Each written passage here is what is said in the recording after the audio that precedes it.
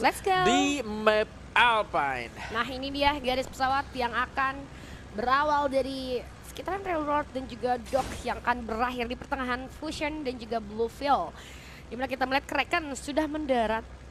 Ada juga ARF yang langsung mengamankan Railroad dan sebagian tim akan kembali ke dalam zona masing-masing. Gatron Delta tentunya akan langsung turun ke arah Rivermouth. Dan untuk Dewa United Apollo Stadium dan juga Vantage mungkin akan menjadi posisi yang cukup nyaman untuk mereka. Dok. Ada pertempuran yang sedang terjadi. Nampaknya satu pemain dari 10% mood memutuskan untuk turun di bagian atas dan mengambil senjata dengan menggunakan pocket market yang dia miliki dan akan memberikan heal pada rekan-rekannya. Tapi tidak dalam pantauan rekan-rekannya juga. Sekarang OB berhasil dapat satu, sempat terkill ternyata bahkan dua pemain. Ini dia OB yang pernah membuat saya sakit hati nge-clutch Vagos di Bermuda. Bahkan sekarang Kraken Esports juga dibalikan keadaannya. Waduh, OB ini anomali banget ya. Anomali banget. Dia itu bisa menjadi game changing gitu buat teman-temannya ya. Dan akhirnya kita melihat dimana terlalu terbuka posisi dari seorang Lubu, tembakan balasan yang langsung membuat ia knockdown. Kali ini seharusnya belum jadi masalah untuk 10% mood karena area Dock juga cukup luas kali ini.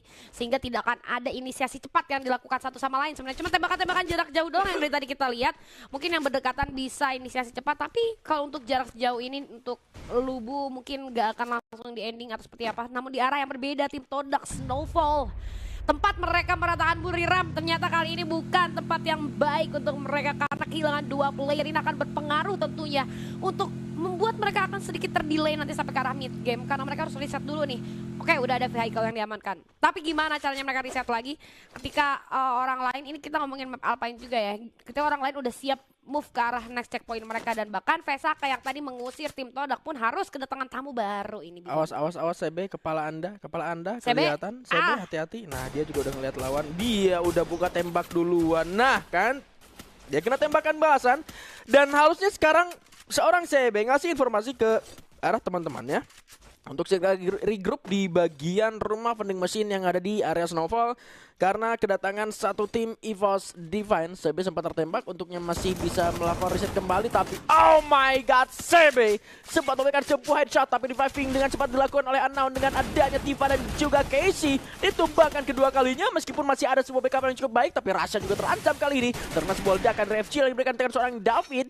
Namun David pun dipaksa untuk turun menghadapi seorang Rasha sendirian di bagian bawah dan gak punya waktu banyak kali untuk Vesaka Esports bisa melakukan reviving. Dan oke, masih bisa untuk diselamatkan satu orang dan bahkan dua orang dari Vesaka sudah kembali. Tapi kali ini EVOS Divine akan mencengkram habis-habisan Vesaka Esports. Inastar Kediri sudah pulling di posisi ke-12 di area yang berbeda. Dan sekarang retake area Snowfall bisa kubilang 75% berhasil untuk EVOS Divine. Berhasil karena walaupun tadi kalau kita lihat Vesaka mengamankan area yang cukup nyaman dengan dekat dengan vending machine, tapi kalau kita lihat EVOS-nya sama sekali nggak ngasih waktu untuk mereka melakukan reset. Dan bahkan kalau kita lihat tadi ada satu player dari Vesaka yang kembali turun di sana, tapi ternyata sudah diamankan dengan cukup baik oleh EVOS Divine. Kita beralih terlebih dahulu ke arah Kagendra di mana dasnya terjatuh, masih sempat diselamatkan. Ada glue melter yang sempat digunakan oleh seorang Irap. Satu glue cukup menghalangi. Yes. Sebuah tembakan dari seorang Raf juga berhasil menumbangkan Yago Jawa di sana dengan satu buah senjata Woodpecker-nya. Membuat kali ini tim Todak tidak mengalami jalan yang cukup mulus. Bahkan ketika mereka melakukan drop di area Snowfall dan terlalu cepat, jatuhnya nggak nyampe ke area Snowfall, diusir oleh Vesaka, masuk ke area Militia, udah ketemu sama Kagendra, yang mana Kagendra ini rotasi mereka cukup cepat karena mereka ngamanin garisan terlebih dahulu dan mereka nggak nyamperin ke area dari Snowfall. Ya, betul sekali. Dan tadi kita sempat melihat ada penggunaan Dinoculars yang digunakan oleh tim Kagendra untuk mencari satu player daripada tim Todak yang akhirnya keluar dari area Dinocularnya tersebut. Tapi pencarian masih dilakukan, nampaknya berat. Charge! Nice sekali flash shot yang dilakukan, langsung menumbangkan lagi satu player daripada tim Todak. Ini kalau kita lihat dari notifnya, Todak ini menghadapi dua tim yang berbeda. Di sisi lain ada Vesaka juga, karena mereka turunnya terpisahkan. Itu sih sebenarnya minusnya kalau kita abis di revive itu turunnya terpisah satu sama lain, akan menghadapi tim-tim yang berbeda gitu. Tapi kalau turun di satu tempat yang sama dengan teman-teman kita juga, nggak menutup kemungkinan akan terjadi rematch sama tim yang abis memulangkan mereka. Namun Bigetron Delta dan juga Dewa United Apollo kali ini tadi sempat terlibat beberapa clash, tapi akhirnya Dewa United Apollo dengan cukup wise akhirnya mereka membuat keputusan untuk ya udah kita decide untuk disengage aja karena mereka mungkin masih merasa belum siap atau memang masih menggunakan variabel permainan pasif. Iya. Mungkin seharusnya masih dengan permainan pasif dan gak ikut-ikutan perang yang sebetulnya nggak terlalu penting lah untuk dari Dewa United Apollo itu sendiri. Tapi itu sayang banget di Arsenal yang dia buka sebenarnya ada Dragunov yang bisa diambil gitu loh, daripada Adrian pakai Paraval kalau menurut gua pribadi. Tapi ya setiap orang atau setiap pemain beda jempol gitu ya kan. Mungkin Adrian lebih nyaman dengan menggunakan Paraval dan lebih pede jatuhnya untuk bisa drag headshot ke arah lawan itu sendiri. Gaya permainan pasif juga akan coba diterapkan oleh MBR Epsilon yang tentunya sudah tahu betul, sudah notice dan sudah paham bahwa area Snowfall ini bukan hanya dikuasai oleh satu tim saja gitu. Ya, betul sekali. Ada juga Vesaka dan Todak, belum lagi kita ngomongin EVOS Divine yang bisa aja ke area Snowfall main. Lalu ada juga Kagendra yang potensial untuk masuk sebagai orang ketiga di area Snowfall. MBR mencoba membaca situasi tersebut, namun ya udah lewat menit kelima tuh jatuhnya mungkin memang udah terlambat. Ya, udah clear juga di sana ya. Tapi kehati-hatian MBR di game kali ini menandakan mereka tidak mau lagi kepleset kayak game pertama tadi. Sementara di arah Garrison kali ini ada rematch yang terjadi nampaknya antara EVOS Divine dan juga Vesaka Esports. Tembakan balasan dari seorang Unknown 7% berhasil menemukan satu player kembali daripada tim Vesaka Esports. Ini terlalu banyak fight yang terjadi antara kedua tim ini sehingga akhirnya poin eliminasi dari EVOS sudah cukup banyak, 8 poin eliminasi. Tapi kalau kita lihat dari seorang Unknown kali ini masih ada Casey juga yang menempel dan pada akhirnya cukup sulit untuk menumbangkan kawan-kawan daripada EVOS Divine. Rasha kembali di revive dan masih bisa regroup kembali dengan teman-temannya, tapi Hans menjadi the next target. Disengage menjadi jalan keluar bagi seorang Hans. Untungnya terlalu jauh juga jarak dari seorang Unknown terhadap seorang Hans, masih bisa kabur. Ya, ini bagus banget posisinya dari seorang Gedai yang ngamanin bagian atap di garrisonnya itu sendiri, sehingga dia bisa nge-cancel untuk siapapun yang mau datang gitu loh ke arah dari garrison. Pun ketika nantinya MBR Epsilon yang dari belakang Snowfall mau datang ke arah dari garrison itu sendiri, kalau Gedainya masih di atas itu bakal otomatis banget bisa ngusir MBR. Mungkin gak didapetin killnya, tapi setidaknya MBR-nya mundur. Seperti yang sekarang dilakukan oleh Vesaka Esports yang tadinya memang mau datang ke garrison dan mungkin fight, tapi karena posisi Gedai juga ada di bagian atas itu nyulitin banget buat Vesaka kalau bisa nyerang ke garrison. Iya, tapi kalau kita lihat tadi Vesaka jadi harusnya kembali lagi ke arah Snowfall. Dan ada Dinoculars yang digunakan, ini akan menjadi bencana untuk kedua player daripada Vesaka. Satu player dari Vesaka itu Joel yang baru saja merevive kawannya Defending Machine. Tapi untungnya Joelnya ini udah amanin satu vehicle, jadi dia masih bisa untuk cabut lagi. Dan yang nggak aman nampaknya tim Todak. Ini tim Todak dari awal udah benar-benar nggak bisa bergerak sama sekali. Ketemu sama satu tim di Snowfall, udah gitu dia revive temennya, pisah-pisah di hit sama Vesaka sama EVOS Divine. Bahkan kali ini ada 10% mood yang bisa kita katakan tim anomali ya di grand final ini. Benar-benar mereka tuh unpredictable. Nih, Onyx lagi. moodnya lagi nggak berantem nih. Di game 1 tadi moodnya berantem. Mood sekarang mundur. Lihat, sudah ada setup yang dilakukan oleh 10% mood menjauh karena mereka sadar nggak cuma ada tim Todak di sana, ada Onyx Olympus juga yang ternyata sudah melakukan setup di area atap, dan ini akan memudahkan Onyx Olympus dari segi visionnya untuk melakukan hit ke arah bawah. Traps seorang diri saja membeku di sana, nggak bisa apa-apain. Traps sendirian, minim vision, minim backup. Salah satu yang bisa dilakukan oleh seorang Traps ya udah tinggal nunggu aja 10% mood ini bakalan clash sama Onyx Olympus, yang menurut gua nggak akan, karena 10% moodnya juga udah membuat decision making untuk cabut gitu kan. Iya, betul, gua setuju. Terkecuali kalau memang Onyx Olympusnya dia pakai skill Koda dan bisa ngedeteksi para pemain dari 10% mood yang bersembunyi di balik beberapa compound, ya at least setidaknya Onyx ini tahu di mana posisi keempat pemain dari 10% mood, dan ketika masuk menuju ke area bibir dari zona bisa sekalian diserang. Tapi lihat tembakan dari seorang King Kong, oh my god, 2 peluru yang connect membuat kali ini satu pemain cukup low dan akan dikirimkan 3 orang untuk melakukan rush ke arah seorang Daping, dan bahkan ditinggalkan saja oleh rekan-rekannya. Tidak setia kawan, adik-adik.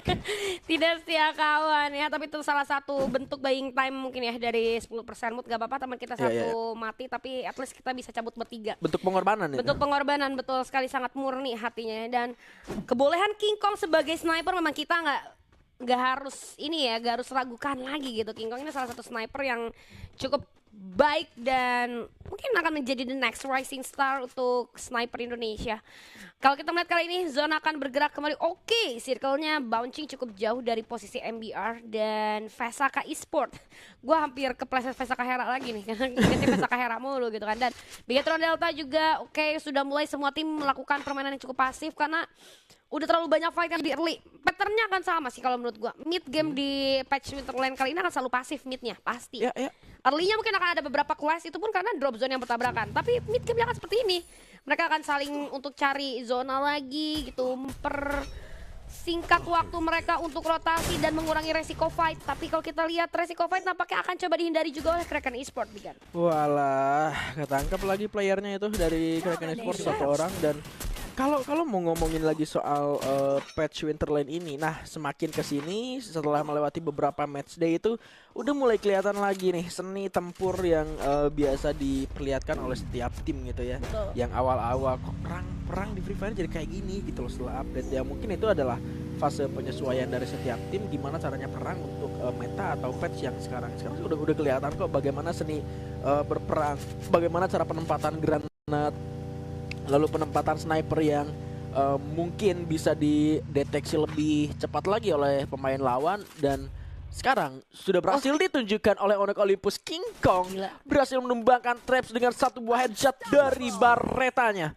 Membuat kali ini tim Todak benar-benar tidak bisa berkutik dari awal meskipun mereka masih survive. EVOS Divine menyisakan Rasha sendirian saja bertemu dengan MBR Epsilon. Terjadi sebuah rematch setelah bermuda. Kali ini EVOS berhasil menumbangkan MBR, tapi sekarang situasinya akan berbalik dengan satu buah Iris yang dinyalakan oleh seorang Rasha. Gagah berani dia akan masuk ke arah satu orang pemain dari EVOS Divine yang tumbang, namun sayangnya Kraken Esports benar-benar mengganggu pergerakan dari Rasha sendirian saja, yang kali ini akan bertahan sendirian dengan M590-nya. Tembakan yang sudah mulai dibuka namun masih belum mulai, karena satu orang yang sudah mulai dia lihat, namun satu buah compound batu yang tadi diambil oleh Rasha diamankan balik, headshot diberikan, tetapi nampaknya sebuah kisi sepertinya yang sempat connect menuju ke arah satu pemain dari Kraken Esports, membuat kali ini pemain dari Kraken Esports instant kill berhasil dan bisa mengalahkan satu buah compound. Yang satu gol terakhir dari Rasha sulit untuk diselamatkan, udah habis. Dia ada jalan lain untuk Rasha selain gulung medkit sambil dia nembak, sambil dia jalan masuk ke dalam zona selanjutnya. Gua nggak tahu Rasha sebenarnya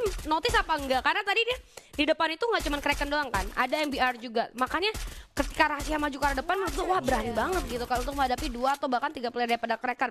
Gua nggak tahu sebenarnya dia tahu itu tinggal sisa satu tim aja dan MBR udah cabut, atau dia masih mengira itu masih ada 2 tim gitu. Karena tadi depan kan MBR sama Kraken juga.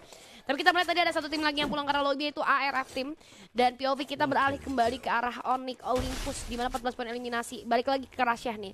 Oh ya, tadi gue pengen nambahin juga yang bikin pembahasan tentang patch kali ini. Sebelum patch Winterland aja bahkan permainan dari Free Fire udah lumayan pasif ketika Portal Go di nerf juga sih. Iya, betul. Jadi makin pasif lagi sekarang. Dan oke, back to the game.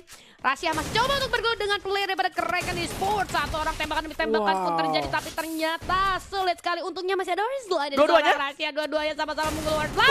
Nice banget Rasha. Nice move. Tapi pada akhirnya harus tutup kembali perjalanan oleh PSK. Itu gila banget rahasia. Pergerakan tangan emang ngomongin umur ya, pergerakan tangan dari umur 16 tahun itu yang masih cepet sih responsnya.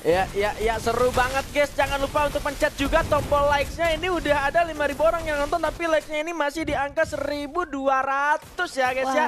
Anomali sekali kalian ini. Langsung dipencet tombol like-nya. Pencet dulu tombol like-nya supaya makin seru lagi, supaya makin semangat lagi ini dari setiap pemain yang sedang bermain. Kagendra yang sudah mulai turun ke arah bawah, Onyx Olympus yang akan coba diras di sana. Onyx pulang di posisi yang ke-6, menyisakan 5 tim saja. Salah satunya ada 10% mood yang masih survive.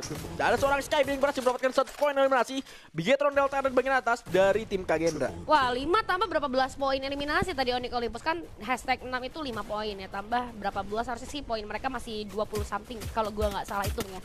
Dan oke, kita akan melihat 5 tim yang tersisa kali ini. Bigetron Delta sudah membangun barikade Gruul di arah atas.